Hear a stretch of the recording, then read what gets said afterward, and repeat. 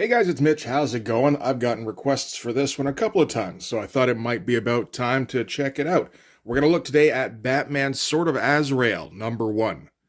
From back in 1992, this is kind of a prequel for the Nightfall thing where, Batman got his back broken. And it stands to reason if they were going to break Batman's back, then they were going to probably need to, maybe put him out of commission for a little while. So you need a replacement Batman in the meantime. And it seems as though Denny O'Neil intended to make Azrael more of a brutal Batman than, original recipe Batman, with the intention of showing to fans why they wouldn't want a more violent Batman, because that was kind of the trend at the time. We need more edgy characters. We need characters who are willing to let villains die, like, Cable in X-Force. And it sounds like it was maybe Denny O'Neil's idea to kind of point out why that wouldn't work in the long term. So let's take a look at this. This is, of course, as I've been saying, written by Denny O'Neil. This is going to be drawn, penciled at least, by Joe Quesada, and inked by Kevin Nolan. And I think one of the big reasons people want to go back to this is because I think this is some people's favorite version of Joe Quesada's art. This is one of the few times that he was inked by somebody other than Jimmy Palmiotti. And it's kind of nice to see somebody else with a very definite inking style, take a crack at it. I believe Al Milgrom also would have inked him on X Factor before, so that would have been an interesting one to go over too. But anyway, our cover, we get a triple gatefold cover featuring the main character of Azrael here, featuring Batman, featuring sort of a previous incarnation of Azrael. And it's a pretty great image, like each character basically gets their own cover. I think the perspective on these buildings just about works, maybe not 100% with the way the characters are positioned, but it's close enough that you don't really give a shit. And this is Joe Quesada right when he's about to take off and become one of the most popular pencilers in the industry. Just kind of trying to read up a little bit on this. An awful lot is talked about the Azrael costume, which is a pretty cool costume that was designed by Joe Quesada with the intention of kind of harkening back to a medieval kind of look. I'm a bit more so with the predecessor here. And it is a cool look, much cooler than the replacement Batman look would eventually be. But, we can see Joe Quesada's great use of shadow, in all the characters themselves naturally, but also in the gargoyle here. Azrael himself is largely lit up by his flaming swords that he's got. Those look pretty great. Does he only have 3 fingers per? Oh, okay. The 2 of the fingers are bound. I guess that's probably something he got directly from Medieval Armor Designs. But yeah, fantastic looking stuff. And nice to see Quesada coming up with some crazy looking shit before he kind of exploded. Because this is, of course, since this was back in the day, before he had really become one of the big names in the industry, he had to work a little bit harder to get noticed. I think he very clearly thought he had it in him to be one of those guys, and the most surefire way of getting a response from the fans is come up with awesome-looking pages. So that's going to be Joe's mission on this one. So this is our first look at the Azrael character, pointing right at us, making threats at us in a nice big splash page. No backgrounds to speak of. That's not what this page is for. This is a full-on poster. So this is the predecessor character from the cover, and he's saying, "Know that men call you liar. Know that men call you betrayer. Know that men call you defiler. Therefore, it is the duty of the angel Azrael to bring you punishment." So kind of standard-looking shit here, although absolutely fantastic image. Again, we're getting the uplighting from the sword here, which is great-looking stuff. Get some nice force perspective going on. Great looking amount of detail. And we're going to pull back a little bit so that we can actually get a little bit of context. Because while the opening splash is cool, it does just kind of drop us in and, you're just like, okay, I guess I'm a defiler and all that. Shit. So the guy Azrael is talking to is an arms dealer in this case. Arms dealer pulls out a gun. Azrael goes, "You dare threaten Azrael with a firearm? You think mere bullets can harm me?" And then he starts taking shots which go right through Azrael, which apparently he wasn't expecting. This, of course, makes the arms dealer super happy. He walks closer, talking shit. Azrael takes a swipe at him with his flaming sword, manages to catch him in the eye, apparently. There's one of those classic Quesada close-ups with the heavy-duty shadow with all the drool going on. And so, yeah, he's managed to, I assume, cut out the arms dealer's eye. So his guards bust in. He yells at them to shoot Azrael. Azrael, I guess, has enough in him to jump out the window in response. And we've got great looking stuff to start with.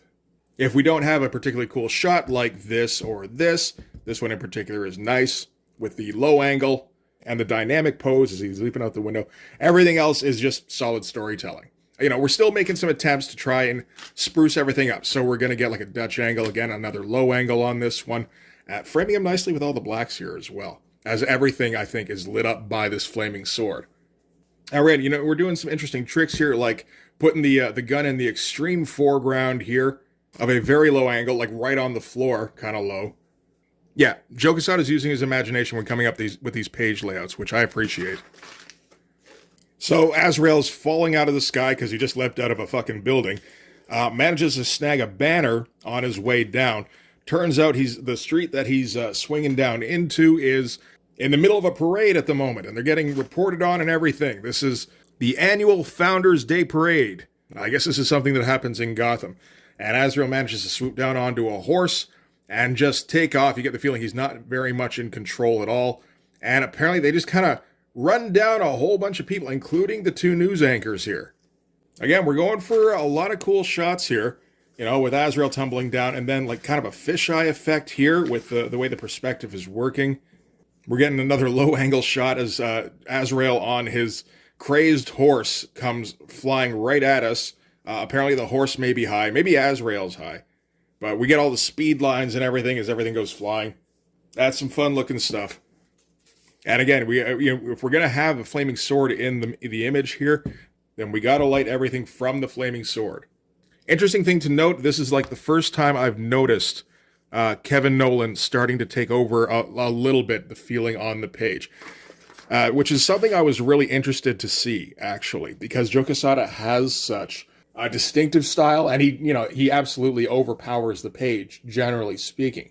But then again, so does Kevin Nolan, where his style is so apparent that anybody inked by Kevin Nolan generally looks like Kevin Nolan. So I was curious how these two would kind of mesh. And for the most part, like you can see Kevin Nolan in here with like the crispness of the lines. But the typical Kevin Nolan ticks on most of this stuff aren't particularly apparent.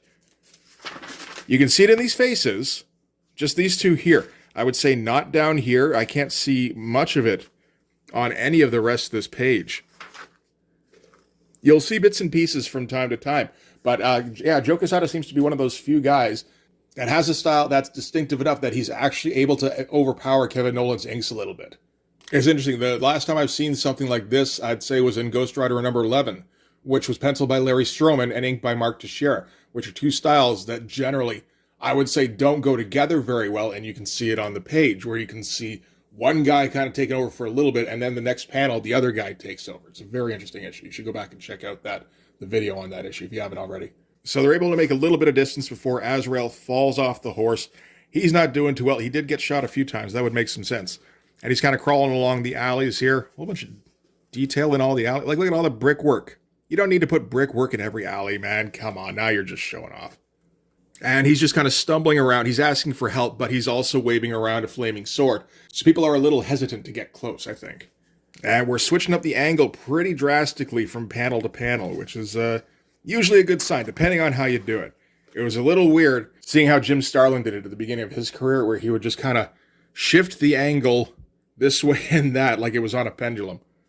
So Azrael is able to crawl down, I guess, the alley he was trying to get to. Doesn't have his sword anymore. Is able to get to this door here and I guess make some kind of noise before collapsing in front of it. And door opens up. Turns out that this is his son. This is Jean-Paul Vallee. I assume that's how that would be pronounced if his name is Jean-Paul. So yeah, he gets to open the door, find out that his dad is dying on the doorstep. Here's another couple of panels that look a bit more like Kevin Nolan. They don't show up very often. And Azrael's dying wish to his son is that he wants him to abandon his body to be found by strangers and then open the package he left with him earlier. It contains what he needs. He says, "I have failed, you must not," and then he dies. Again, crazy looking lighting stuff going on. This feels influenced a little bit like what Frank Miller would be doing right around this time in Sin City, actually, with Marv walking down the alley to Josie's. Also, very cool lighting in this shot here, where it's just lit from an overhead spotlight.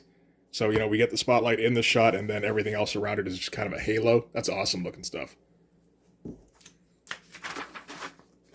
All right, so from here, this is nominally a Batman comic. You know, this is Batman Sword of Azrael. It's a Batman adjacent at least, so Batman should probably make an appearance at some point. So Batman is investigating what the hell happened with these reporters who got run down by a horse the other night. The police haven't been able to find much just yet. They did find a bulletproof vest that was riddled with a whole bunch of bullet holes through it. That's generally what bulletproof vests are for, is to stop that kind of thing from happening. So that's got Batman a little bit concerned. Fun stuff here as he's walking down to the Batcave, and we get the extreme shadows lighting him up down the wall here. That's great looking stuff. It does look a little funny when you look up close to see Bruce Wayne himself, and he's in his robe like high stepping.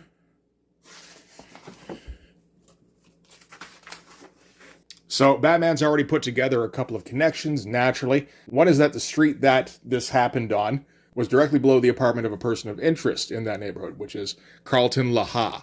Carlton LaHaye is an arms dealer. Imagine that. And he's been trafficking in arms and exotic ammunition. So in this case, he'd be talking about computer-controlled rockets, laser-guided missiles, Teflon-coated bullets. There we go. So that would certainly warrant some further investigation, is to go and check out Carlton LaHaye's apartment. I don't know about that name, but sure, go for it. The only other thing he's kind of thinking about here is like, man, this dude got shot up enough, and he still had enough in him to run a bunch of people down with a horse. Like, that guy's got some gumption.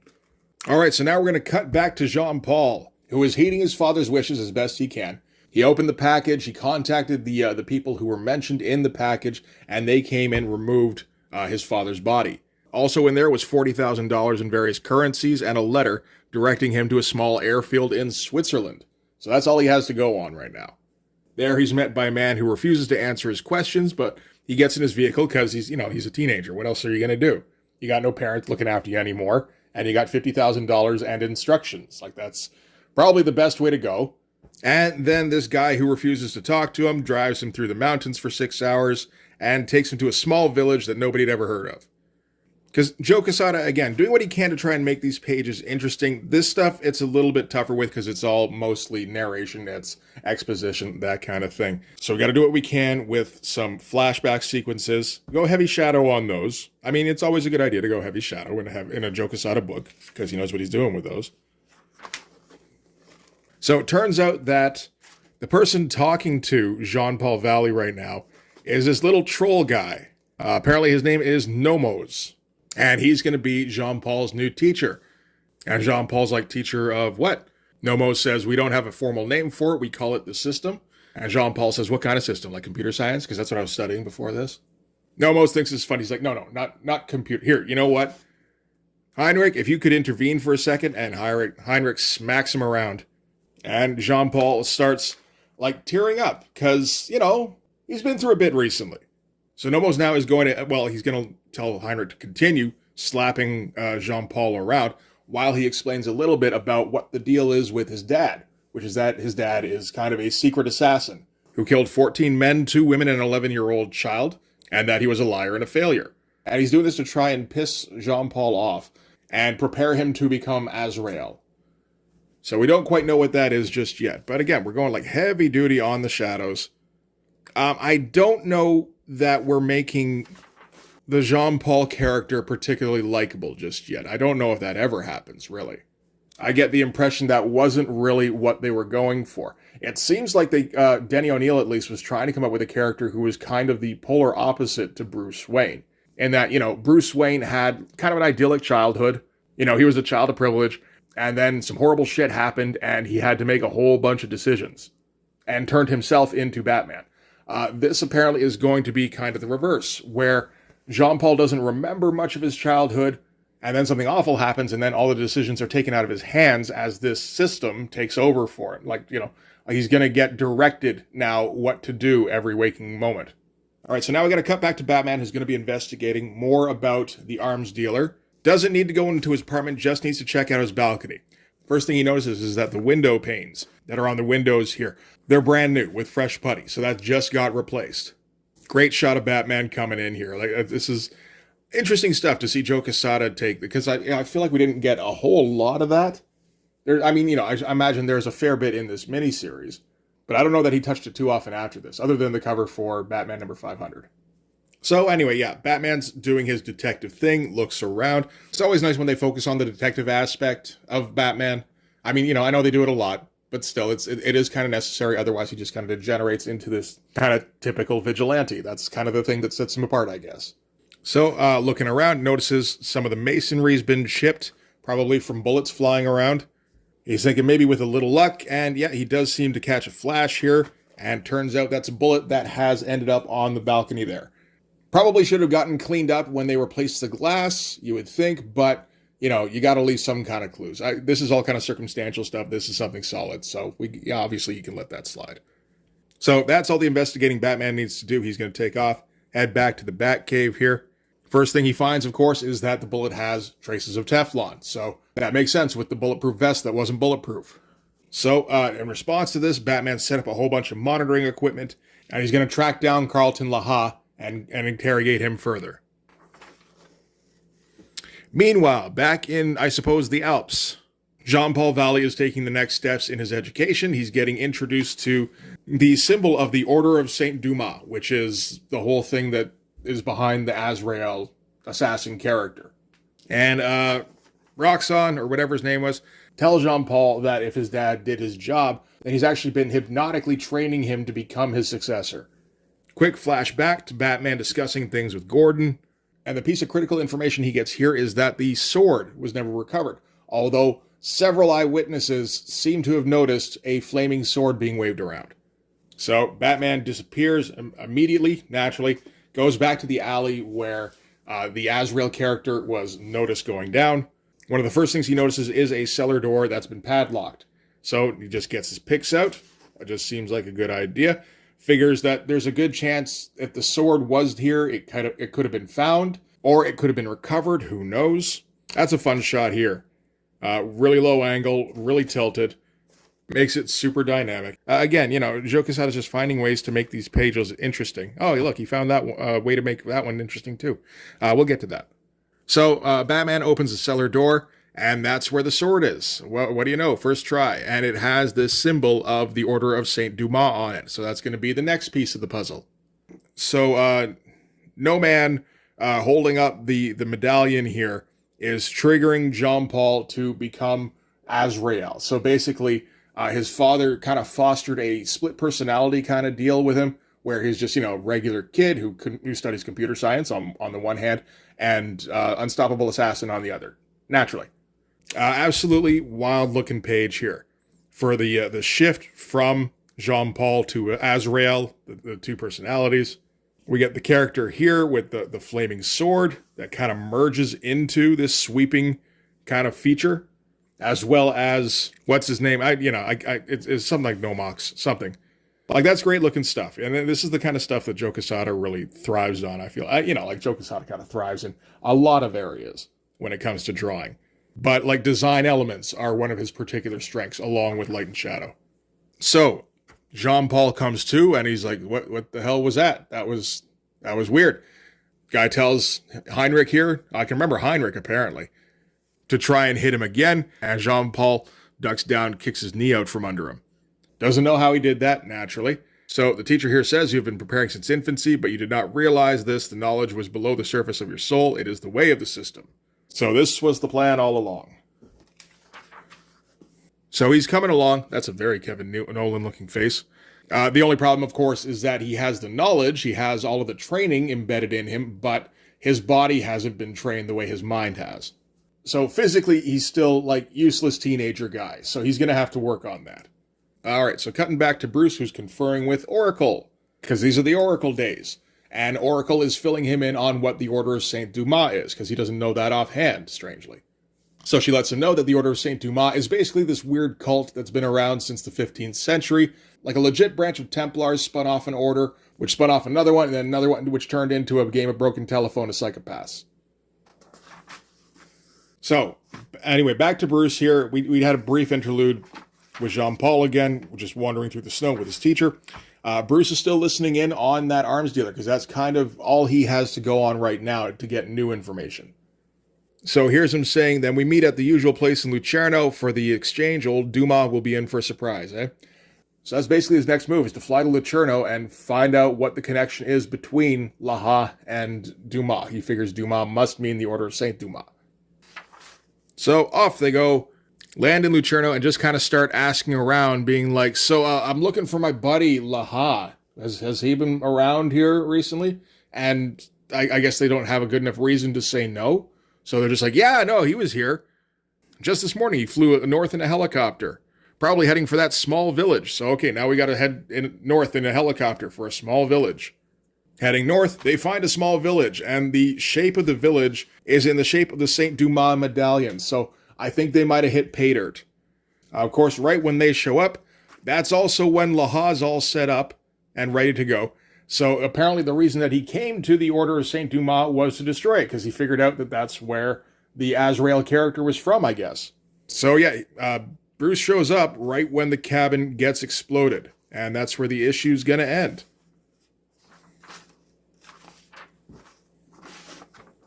All right, so that's it for Sword of Azrael #1.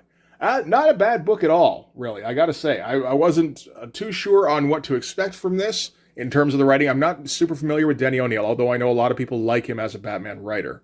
It's pretty good stuff. I mean, you know, like some of the clues that have to get dropped in here are pretty obvious, like the village being shaped like the medallion, that kind of, like, it gets to the point where it's like, okay, we're kind of leading Batman by the nose a little. But there's enough, like, genuine feeling detective work in there as well that it all just kind of, like, comes out in the wash. We didn't get the cool costume in this one, which is a bit of a shame. We got the old-fashioned medieval costume, which isn't a bad-looking one at all. That one is a bit more interesting, though. And certainly a lot more 90s. But I do like all the A leads to B leads to C stuff as Batman is following Azrael's back trail. You know, like, we basically just need to keep Batman busy until the point where Azrael is ready to go. Like, just, he's all trained up and he's ready to be a foil for Batman.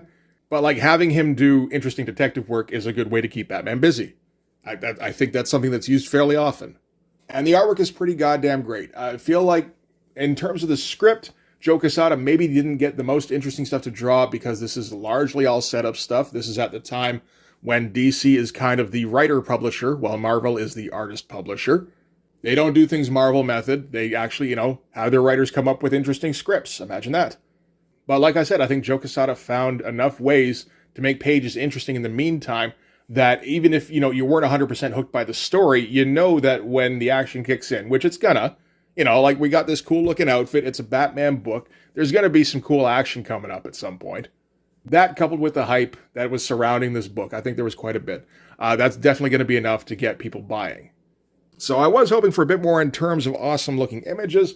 We just kind of got really well set up pages with really nice drawings on them. I guess we'll have to settle for that for the most, like with a couple of, like, kind of dope splashes. From what I understand, this miniseries gets very over the top. So I think maybe I'm going to try and get some of the other issues of this and see if we can go over that too, because this feels like it has the potential to be something special. I imagine that a lot of the people watching this right now know whether or not it's something special and are going, how the fuck do you not know about this? I didn't read DC, man. Sorry. Not even the Nightfall stuff, not even the Death of Superman stuff. Didn't give a shit. I can tell you everything that happened in Brigade, though, so that's the important thing. Anyway. Hopefully I'll be able to get a look at another couple of these issues here, but for this one, that's going to do it. Thanks very much for watching, guys. If you like this video, please hit the like button. Helps with all the algorithm stuff. If you want to see more, hit subscribe, and if you really want to help out, in the description, there's a link to my Patreon. If you go subscribe there, that'll give you access to everything I do. So all sorts of videos, all sorts of Blood Force comics. You can also follow me on Instagram and DM me there for commissions. So yeah, that'll do it. Thanks again for watching, guys. I'll see you in the next one. Bye-bye.